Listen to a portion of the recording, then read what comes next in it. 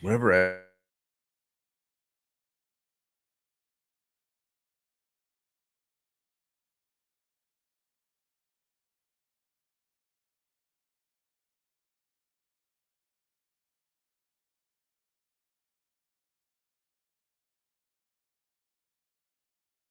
First intending with far, Chicago Bears in the mix. Rapping about football, no room for politics. From the Windy City, we bring the fire. This podcast hot, raising the bar higher. Touchdown after touchdown, we never settle for less. Breaking it down with Foz, we always bring our best. First and 10 with Foz, dancing the crowd, cheering loud and proud. Our spirits never bow. We rep that Navy, blue and orange, no room for doubt. Chicago Bears legendary, no team can knock us out. No team can knock us out. Analyzing plays, stats on full display. Hitting hard like a linebacker, making our way. Foz leading the charge, taking us to the top. Chicago Bears legacy, we can never stop. Bear down, rise.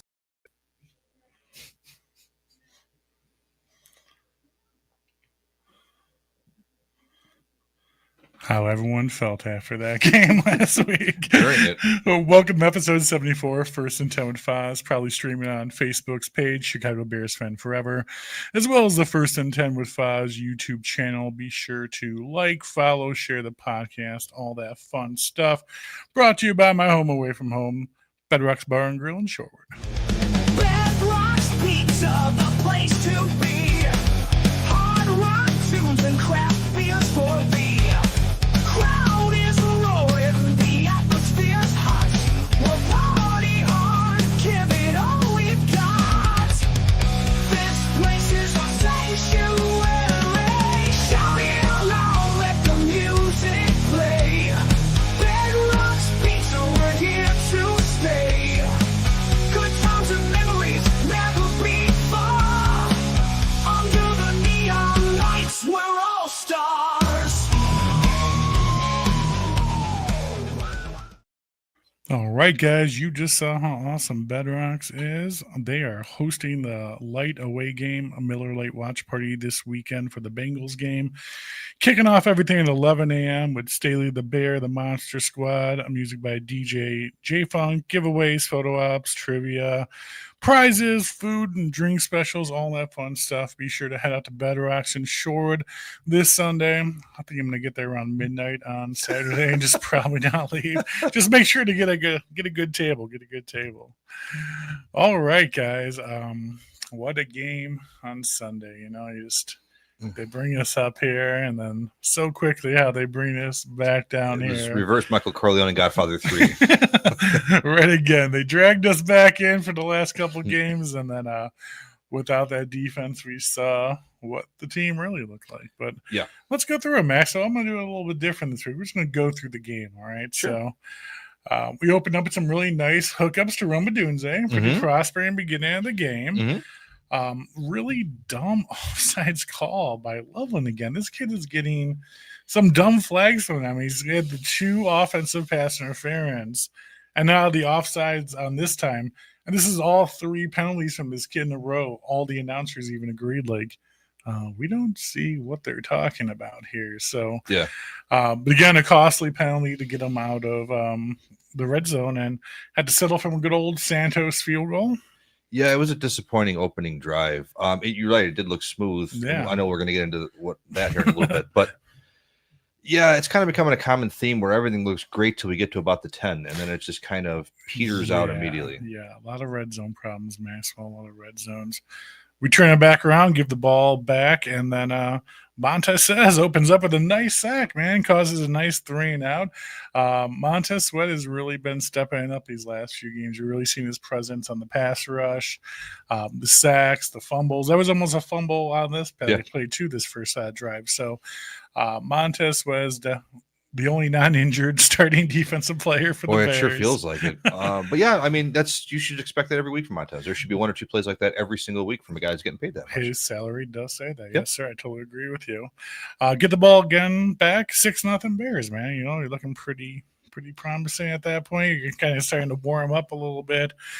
Ravens respond then with a Henry Russian touchdown, which of course just had to beat a Walter Payton record that game too. He was just saving that to play the Bears, man. It's a nice little cherry on top to break a sweetness record. So right there, 7-6 up, and it didn't get any better from there. Formation penalty, special teams after Taylor pinned them into one, man. That was unacceptable. Dramatic, dude. That was such a nice punt. Like, yeah, that was like a Madden on easy, just right at the coffin corner kick. It didn't get much better on that, man. That kind of started the whole. Probably what we're going to talk about. The majority of the rest of the game is dumb penalties. Yeah, that was a big one, and that one definitely was a penalty. You couldn't blame that one on the refs. You can't have that, especially as a special teamer guy. I mean, you're really on the team only to do that, so that's just completely unacceptable. And that shifted the whole feel of that whole exact play right there. Yeah, and then during this whole time, now you had Turner and Robinson go on the D, adding on to the already pre-injuries of the game. Do you want to go through a list, Maxwell? No.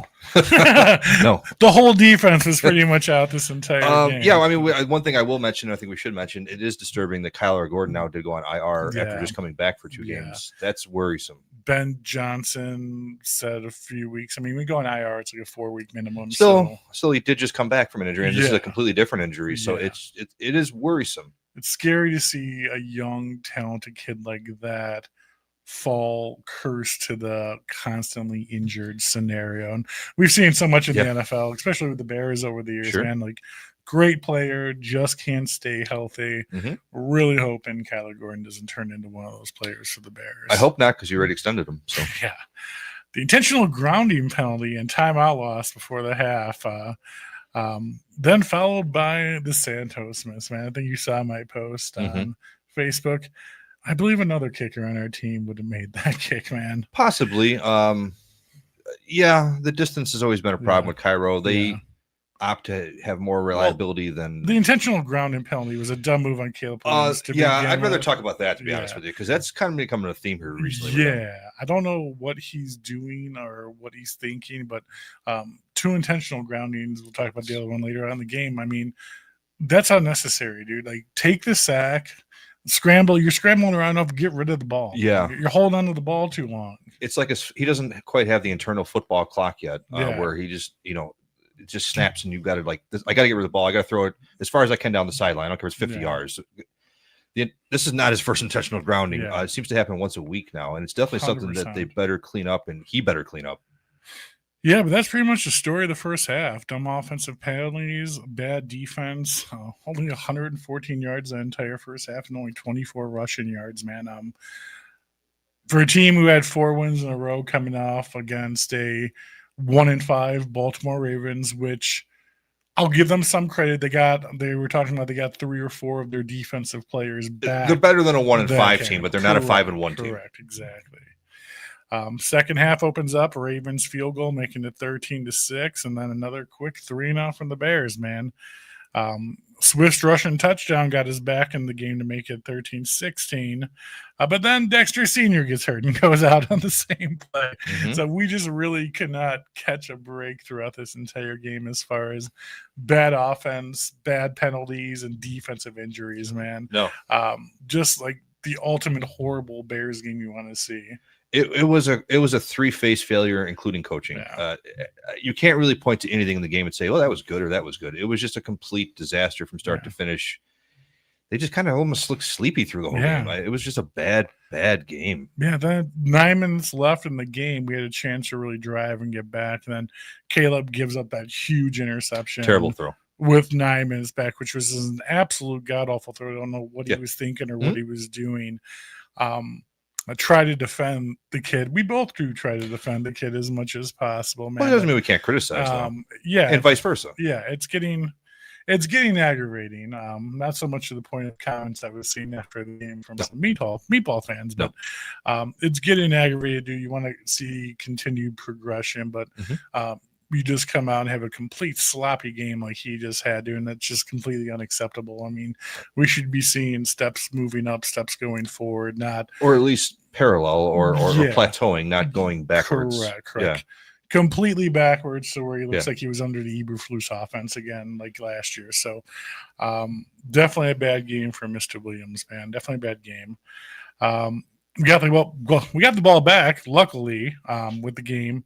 And then the whole Zacchaeus fiasco, which was it a turnover? Was it a turnover? Yeah. I think it was a turnover. I think we lucked out and actually got a call our way. But then we do absolutely nothing with it, man. Do absolutely nothing with it. Yeah, it's offensive rhythm. I've heard it mentioned a lot this week. The Bears have it for the first 12 to 20 plays, and that's because those plays are all scripted.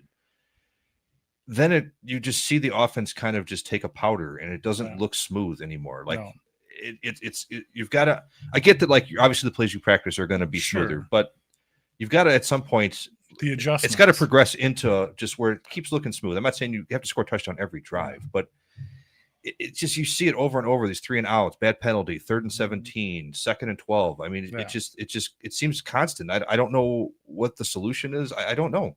Yeah, well, Ben, we'll talk about it after this, but Ben Johnson had the solution. I heard him. Which was a little bit critical, but I loved it, and we'll talk about it. Then going to the end of the game, of course, there just had to be that one play just to cause complete anarchy amongst Bears fans and criticize and conspiracy theory was the Hopkins pass at the end of the game with 3 minutes, and they didn't call offensive pass interference. So that was such a blatant pass interference call. Not sure it really mattered too much given how the offense was playing that game anyways. But again, that push off and that face mask, dude, that was a big blown call from the refs, which shouldn't even give them an opportunity to have the ball anymore. And of course, they ran the clock down even more. It led to another touchdown by Henry. And then at the end of the game, I think this might have been like the weirdest, like, what is going on here? Play of the game. Right at the end, that humongous bomb to DJ Moore. Yeah. Which was a great pass. It was a great route by Moore. But it just set off like this last set of maybe the worst combination of horrible plays I've seen in the red zone. Yeah. Right at the end of the game. And we have to give a turnover on downs and game over, man. Like, I put that up with like letting the clock run out at the end of the game on Thanksgiving last year. Like you got the ball, you got it right there. It didn't matter, but you just had like that 1 minute offense in the red zone, right at the goal line, and just unbelievably sloppy. Yeah, I hope this week they do nothing but concentrate on red zone offense because it's getting to the point of like worrisome. Like for a while, it was just like, okay, they're still kind of figuring stuff out. I get it, but yeah, it's worrisome when you're constantly getting the ball in the red zone. You're just not putting at least one touchdown on the board. You can't. You're not going to win. Listen, we talked about it last week. You're not going to get 4 turnovers every week. It's not possible. You can't expect that from your defense. If you do, you're going to lose a lot of football games. Yeah, your offense has got to step up at some point too. I thought for the most part, the defense didn't play a great game, but they held strong for as long as they could. Yeah. Derrick Henry did not have a big game. He had 2 touchdowns, but he didn't steamroll. He wasn't unstoppable. He wasn't the D train. You held him to 23 points for most of the game. I mean, they got another touchdown in garbage time, but so 23 points in the NFL is more than enough for your offense to at least hold serve, take it to overtime, take it down to the last drive. Somebody wins. They got to figure it out, and I think they will. But it just doesn't make it any less aggravating. No, this was a game you really like. Okay, Lamar's out. This defense, I know they got some players back, but they've been struggling big time. This was the start taking the Bears serious game, is what it was. Yeah, you had the 4 wins in a row. It's like, okay, all the turnovers, blah blah blah. They beat bad teams, 1-point games, but this was your chance playing a serious team on the road. A technical on paper Super Bowl contending team going into this season. They had a few injuries. I mean, Lamar was out, but again, they had most of their defense back. They still had Derrick Henry. They still have Zay Flowers. I mean, they still have a good offense out there. This was our chance to really show the rest of the NFL, and especially the National Broadcasting Association out there, that the Bears are something to be taken seriously. Yeah. And we went out there and completely shit the bed and gave everyone even more fuel on why they continue to, the media, especially nationally, talk shit about the Bears. You made Tyler Huntley look like a starting quarterback. Yeah, and he's not. No, he's not. It was complete garbage. No, he's not. Garbage. So, the defense did play good, but they also made Huntley look good. So, exactly. Everyone's calling for Caleb's head again, man. I don't even want to hear it. Everywhere you go on social media, put in Bajan. What are we doing before the trade deadline? It's like, come on, man. Like, is that where we're at right now as fans? Like, to really think like, first off, I didn't see anything from Caleb to even warrant a benching. Yeah. He didn't have a good game. No. He didn't throw 5 interceptions. No. He made some plays. Sure. There's not enough. We haven't seen the full-on Mitch Trubisky disaster type play. You know, we have not seen the Trubisky downfall. And for those that say that, this team is not winning the Super Bowl with Tyson Bagent or Caleb Williams or the ghost of Joe Montana. Yeah. I mean, you're just not. Like, this team is talented and they're on the upswing, and you've got a coach coaching them as hard as he can. Tyson Bagent coming in isn't going to do much for you. Your whole point of this year is Ben Johnson and figuring out if Caleb Williams is your dude long term. Yep. Benching him now is not going to figure any of that out. Yep. We got a Frank. Frank knows what's going on. We had 2 bad games. It's going to be a work in progress. Dude, it very much could be. Look at the NFL landscape as a whole. Yeah. 4-3 they are right now. Sure. They had a bad game this week, no doubt. No one here is even trying to say they didn't. They're still 4-3. Here's the thing I think it sits in the back of everyone's mind is we were 4-2 last year and then lost 10 games in a row. I understand that. A little bit too close in history. That's a little bit too much on the back of the brain to where most Bears fans, I think anyone out there will agree, is like, you're always just waiting for that other shoe to drop. I don't disagree. We're all there. You're waiting for it to happen. You're expecting it to happen. Just when is it going to happen? Not if, but when is it going to happen? Yeah, I mean, you could look at it however you want to look at it. You could be a half full guy, half empty guy. Yeah. The Bears should maybe be 1-5. Maybe they should be 5-2. I mean, you can look at it however you want. But the NFL is a week-to-week sport. Yes, we live and die with each win and loss. It's just, if you're going to be an NFL fan, you're going to have to just deal with it. They're not going to go. They weren't going 17-0 ever. So, well, Ben Johnson definitely had some thoughts on what should be done with the Bears and the players, and being in a leadership role myself in real life, I absolutely loved what he said, because I believe there's nothing more true is he needs players to start taking accountability for their own actions, and he needs the team leaders, the captains out there on the field, to get their squads together. Yeah. You know, he can only do so much from the sidelines. He can lead you to water all day long, but he can't stop you from going out there and missing those tackles or causing those penalties or dropping the ball or not being in the right formation. Like, he fed you that. He led you to water. Now you have to execute. So everyone always wants to get down on the coaching staff, the head coach. He needs to fire. We're losing. Ben Johnson is a winner, dude. Yeah. He's a proven winner in the NFL. Over 300, 400 yards of offense average per year in the last 5 years in the offense. And then in the NFL on offense. This guy's a winner, dude. Yeah. He's going to come here. We're not going to call for his head, dude. I love his approach, dude. Make the players accountable. Get your shit together. I'm giving you all the tools you need. This is on you. 100%. And you got a lot of backlash for that about not taking responsibility. I think he takes responsibility when there's time to take responsibility. Yeah. He's made comments like, "Oh, I shouldn't have called that QB sneak there. I probably should have called a different play." I mean, I think he definitely owns stuff on him, but when he's calling plays in and he's telling them what to do and they're not executing, what are you going to do? Yeah, I didn't. I guess I try not to pay too much attention to social media. But yeah, I didn't. Well, no, I watched the Bears official interviews, like with the. Oh no! But I mean, with the people backlashing. Sure. Those people are idiots. I don't care who they are. And those comments during those live interviews are the absolute most god awful. Yeah, trolling you'll ever see in your entire life. Yeah, I want a coach that wants players to take responsibility and ownership. I don't want some guy that just says whatever. I totally agree. But like I said, overall, just loved. Put it back on the players. Oh, I agree. You've been given all the tools you need. What else do you need from me? I can't go out there and play ball for you. That goes from the quarterback down to the kicker and everyone in between. Absolutely. Guys should not be lining up off sides. The shit was coach right all week. So you've been shown, you've been trained, you've been given You're tools. The one fucking up. Yep. You got to execute now. Yeah. You got to go out there and execute, and that's 100% on the players. Absolutely. So, love his approach on it.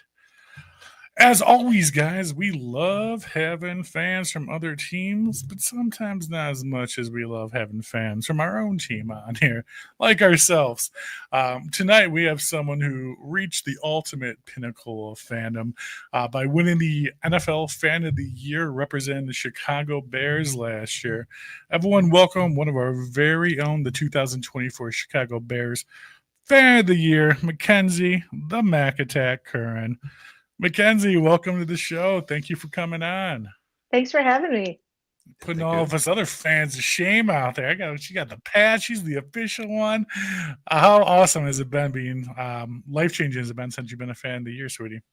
It has been amazing. It's such a great experience, and the super cool aspect of it is anytime you go to any stadium now, you know a fan from the class of 24 of the fans of the year. So I've made some great connections for tailgating, and Yes. it's been absolutely amazing.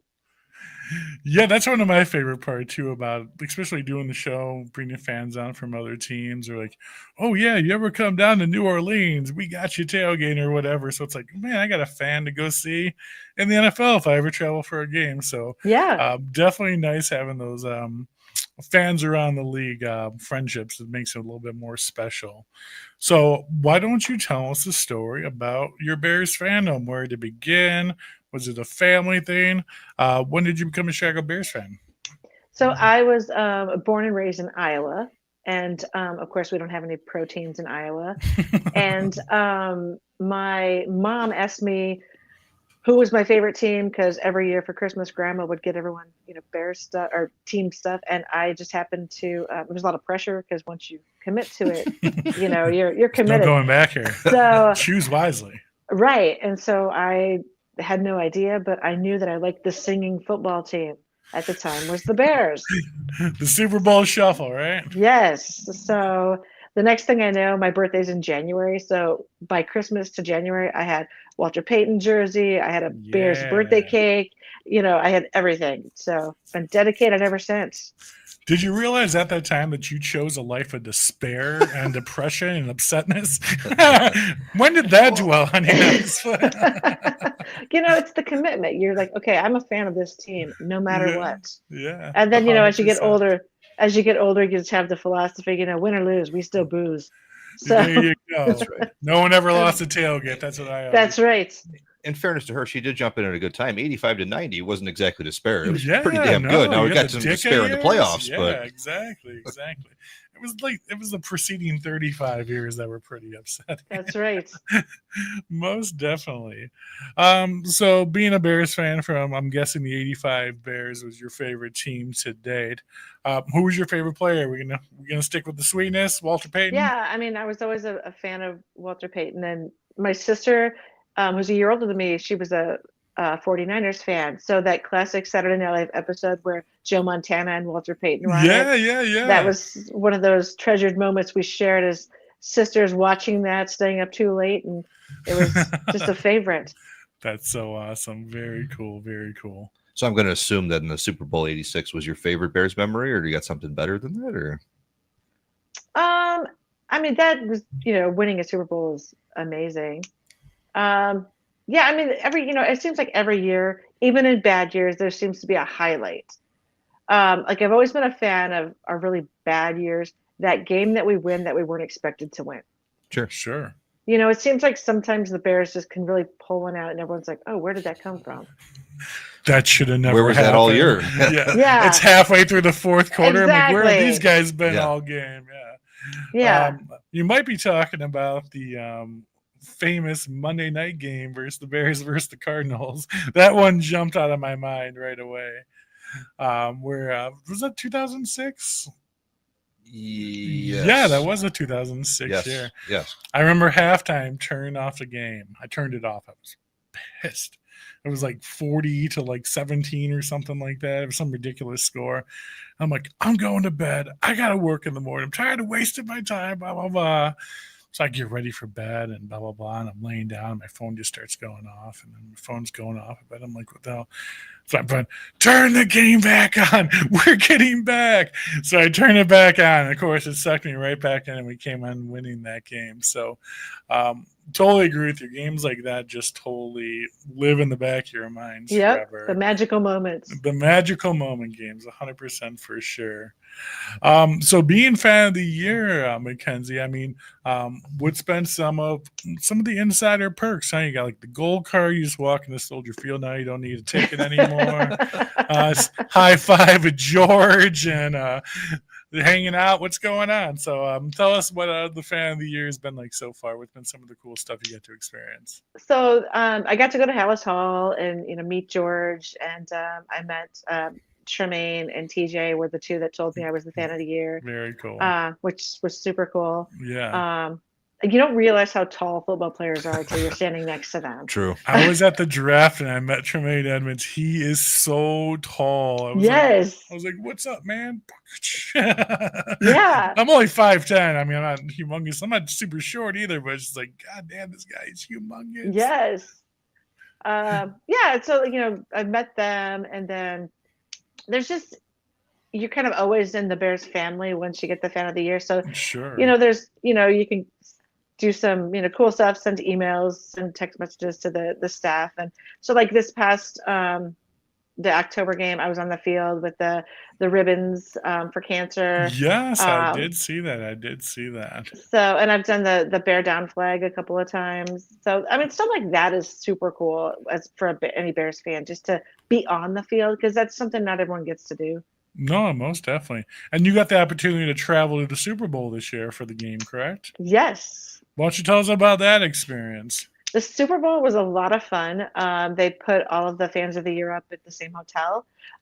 So you kind of get to hang with everybody and, go to the NFL honors, walk the red carpet.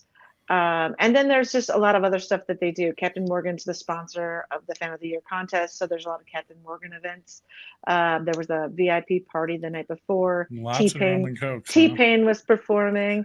Oh, nice. Which was fun. Yeah. And then the day of the Super Bowl, there's a Captain Morgan tailgate. And just, lots of fun stuff. Heck yeah. How crazy is a tailgate at a Super Bowl? I don't think we've ever asked that. Yes. I would imagine not. Yes. It's not really. So it's a very corporate, that's what very corporate tailgate. Yeah. So Captain Morgan is basically, they give you like little samples of drinks, nothing like too extreme. And basically it's like, as you're walking into the Super Bowl, it's like you're passing by.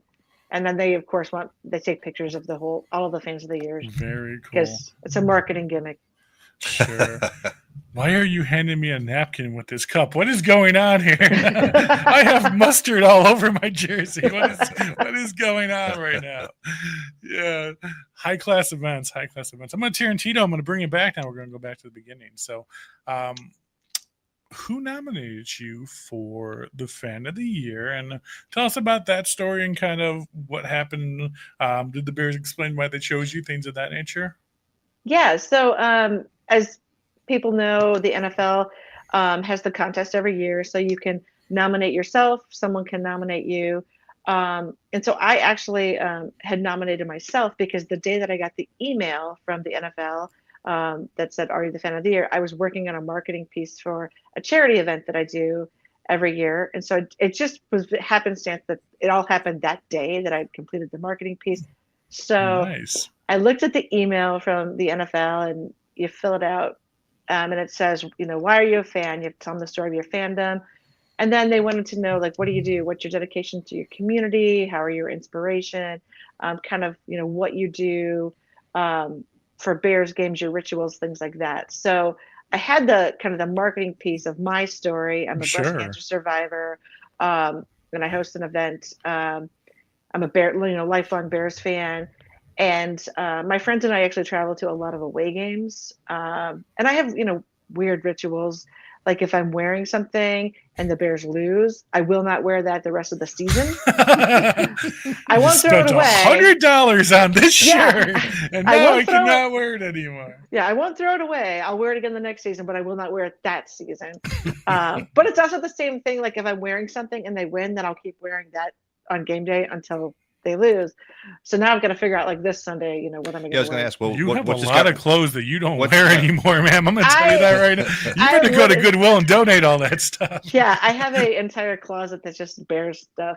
Yeah. Which is, this is our third loss of 2023. Can't wear that no more.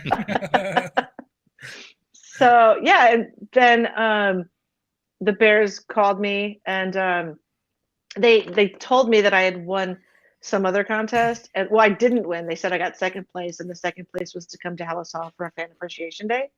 So last year on Halloween, I went up there, and they lied to me. They, got me up Good there, swerve. and yeah, and and that's when they told me that I was the fan of the year.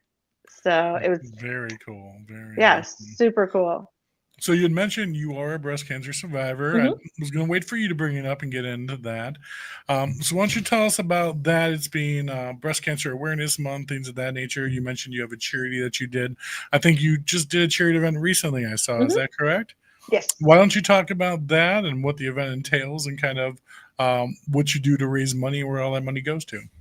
Yeah. So when I was told I was 5 years cancer free in 2019, Congratulations. thank you. I just decided to do something to give back, because when you're sitting there going through chemo, those are long days. You're there 8 hours, Sure. and you would see doctors would get catered in lunches, and you're sitting there for 8 hours in chemo and you can't leave. And so if you don't have someone with you, you're not getting lunch. Yeah. And so that kind of like started the idea for me to like, give back. And like, if there are people that don't have someone with them, I always had a friend that would go with me to chemo, Sure. and there was a guy in the room I that never imagine there's people did. who don't, though, correct? Yeah, and so like Yeah. my friend would always go get me soup at Panera down the street. So I just started telling her, I'm like, ask him if he wants anything. And so we just started bringing him stuff too. Aw. And just to, you gotta pay it forward. And Sure, 100%. so that's what we initially started out doing. Was I told I was 5 years cancer free. I was like, all right, let's just throw a party and charge people $10 to get in. And that money is going to go, we're going to donate that back to the cancer center in Elk Grove Village, where I was treated. Sure. And a couple of people donated some raffle items. And then the next thing you know, like it was like a continuous party every year that people just wanted to help donate. And it kind of got bigger, and we had bands donating their time to like, play for us. Yeah. And then, so the money for the Mac Attack event goes to the cancer center at Alexian Brothers, and they spend the money on the patients. That's fantastic. During 2020, during the pandemic, when you couldn't have someone with you, they were like we were paying to give a lot of people rides back and forth, and they took someone home and saw that they had sold all their stuff, and they didn't have a bed, but they were trying to pay their cancer, bills. So we bought them a bed. That's and a horrible story. Yeah, and so not buying the bed part, like the person, right? Yeah. Well, yeah, because I mean, nobody asked to get cancer, and then the cost of having cancer is ridiculous. What insurance pays for and what they don't. Think with the cost, from what I've heard, they could maybe provide a little food or something for the patients while they're there for an 8-hour treatment. That sounds kind of insane. So, yeah, it's crazy. So, yeah, and then over the last couple of years, we've partnered with Pink Divas and Gents, which is a local organization out of Bellwood that they just raise money and they help any patients who need it, and they call it Pink Divas and Gents because men get breast cancer too. Sure.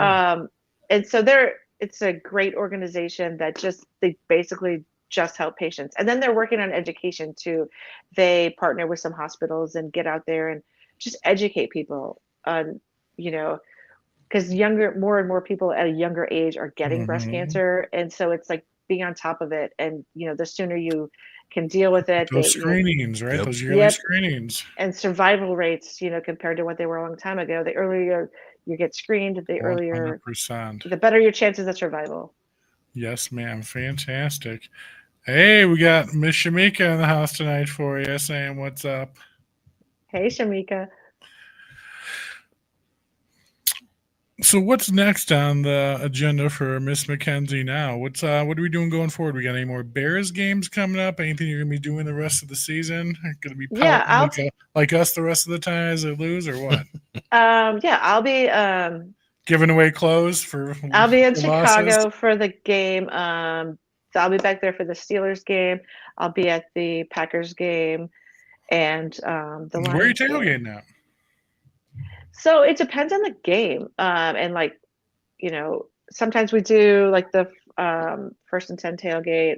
Sure. Sometimes if it's cold, then my friends and I meet at Franklin Tap in Chicago, and then we take the bus down, and then we'll just go into the stadium. Smart lady, I don't blame you. I don't blame you whatsoever.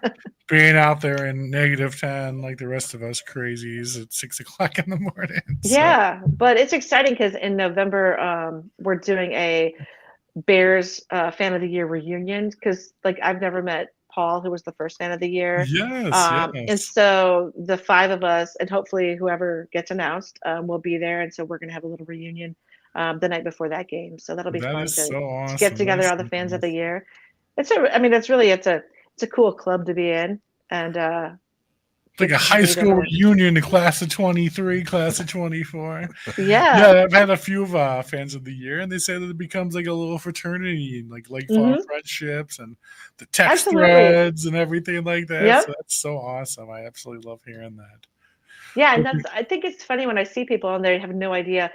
When I was at the last game, people were like, "Oh, Fan of the Year, did you make that jersey?" And I'm like, "No, yes, it's self-appointed. Thank you." It's the official jersey that the Bears gave me. And then people, they're unaware of the contest and everything, and it's such a great thing. Like, more and more people should know about it, and most definitely sign up for it. So many good fans out there that dedicate so much to the Bears, time, effort, money, causes, charities like you do. Definitely throw your hat in the ring. You never know, right?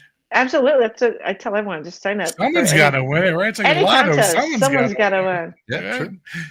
Well, that's awesome, Mackenzie. I'm super happy for you. I'm so happy that you're out there representing the Bears so well, giving back to your community with everything you're doing for charity. Definitely a well-deserved Fan of the Year, man. And we appreciate you coming on the show tonight and sharing your story with us. Thank you so much for having me. Always, Mackenzie. Well, I hope to see you down the road.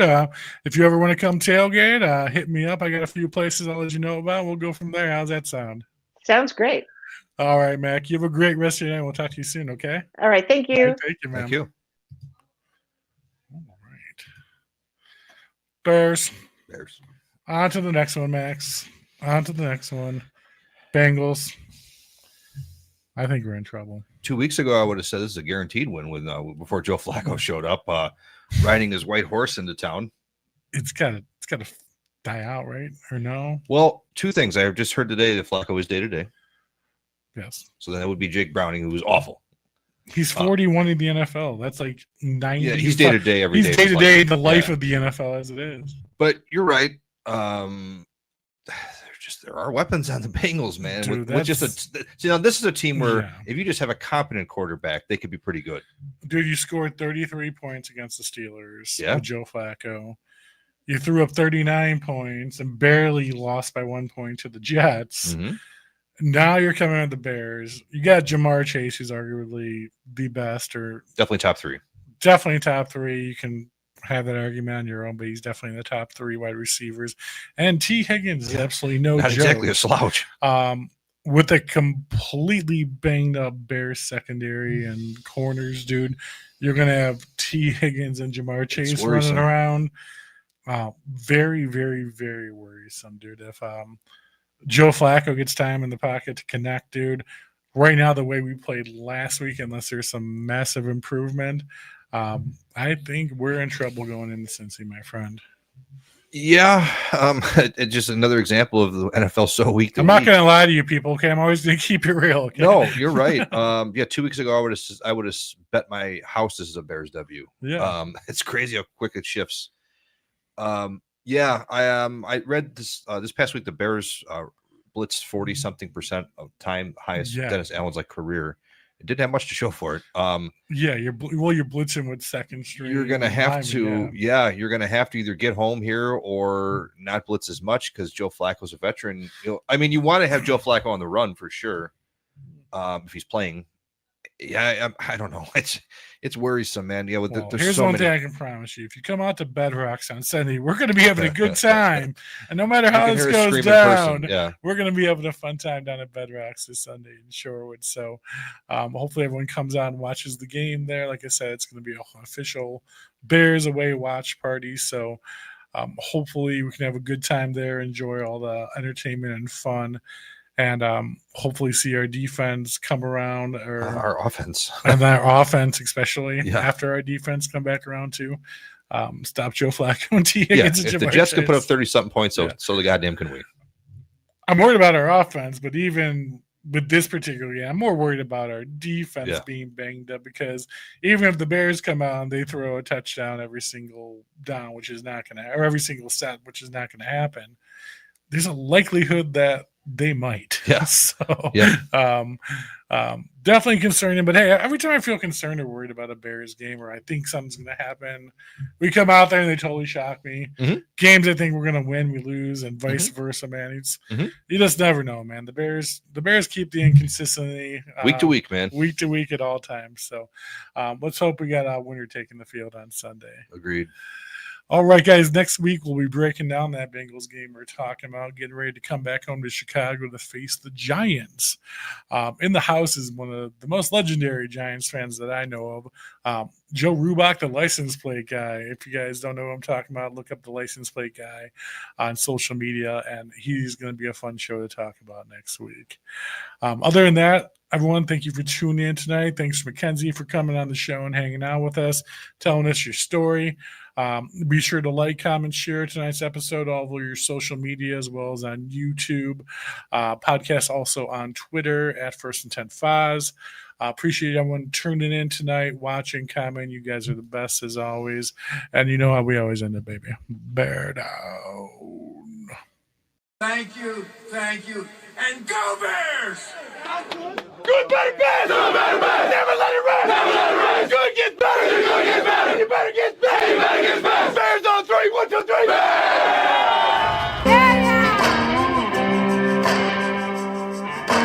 Out in the Windy City, well, the Bears are on the prowl. Soldier Field is a rocking, man, and the fans are getting loud. With a legacy of legends from Peyton to Buckus, the Navy and the Orange are in charge, man, and victory we trust. Tailgates and touchdowns, it's a Sunday affair.